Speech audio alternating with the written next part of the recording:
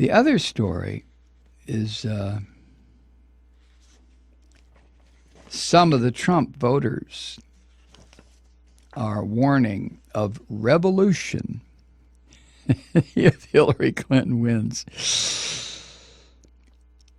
This is from Colorado Springs. Big crowds still mob Donald Trump when he comes to town, with fans waiting in long lines to attend his rallies, where they eagerly cheer Clinton and holler happily at his message. But beneath the cheering, a new emotion is taking hold among some Trump supporters.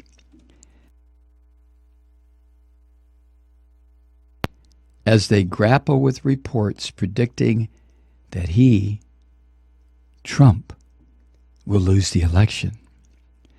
A dark fear about what will happen if their candidate is denied the White House. Some worry that they will be forgotten, along with their concerns and frustrations. Others believe the nation may be headed for violent conflict. Jared Hallbrook, 25, of Green Bay, said if Mr. Trump lost to Hillary Clinton, which he thought would happen only through a stolen election, it could lead to, quote, another revolutionary war. Mr. Hallbrook said, people are going to march on the Capitals.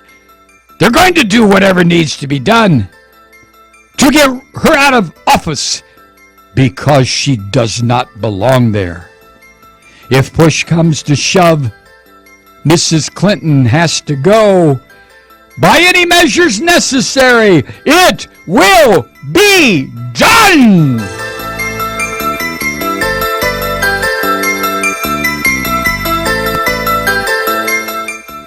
Those are direct quotes, man.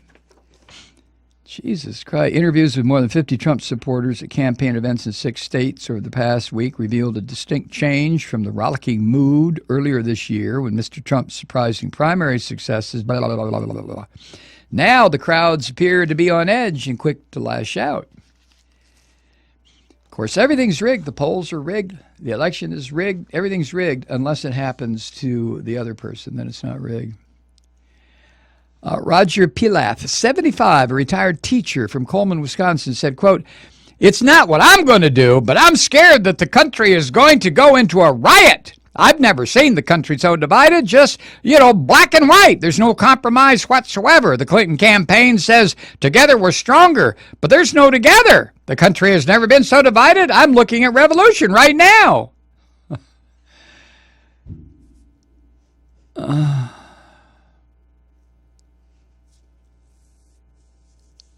Wow.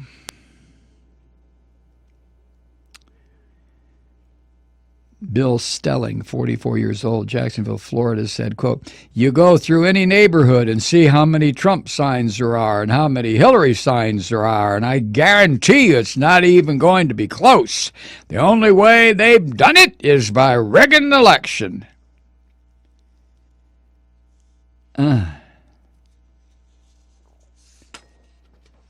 Oh, my God.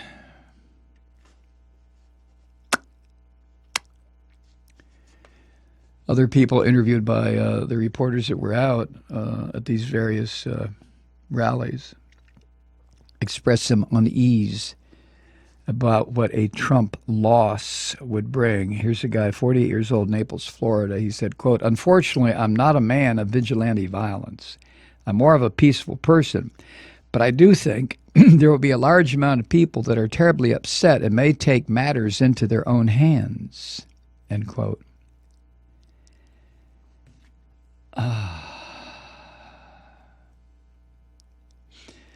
Some of the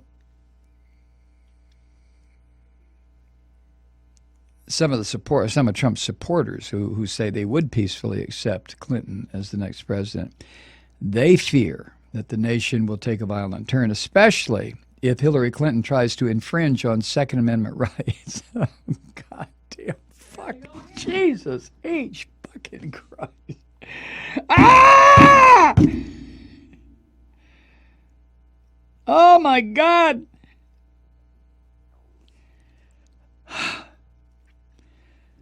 Paul Swick, who's 42, owns a moving business, went with his wife and daughter to see Mr. Trump speak in Green Bay last week. Mr. Swick considers himself a, quote, Bible Christian and a Thomas Jefferson liberal. And he said he hoped to beat Mrs. Clinton at the ballot box. But Mr. Swick says he also owns north of 30 guns. And he said Mrs. Clinton would have trouble if she tried to confiscate the nation's constitutionally protected weapons. How many fucking times does Clinton have to say that she supports the Second Amendment, but she favors certain restrictions like, oh, I don't know, better background checks on people when they buy a combat rifle? Swick added, quote, if she comes after the guns, it's going to be a rough, bumpy road. I hope to God I never have to fire around, but I don't hesitate. As a Christian, I want reformation. But sometimes reformation comes through bloodshed.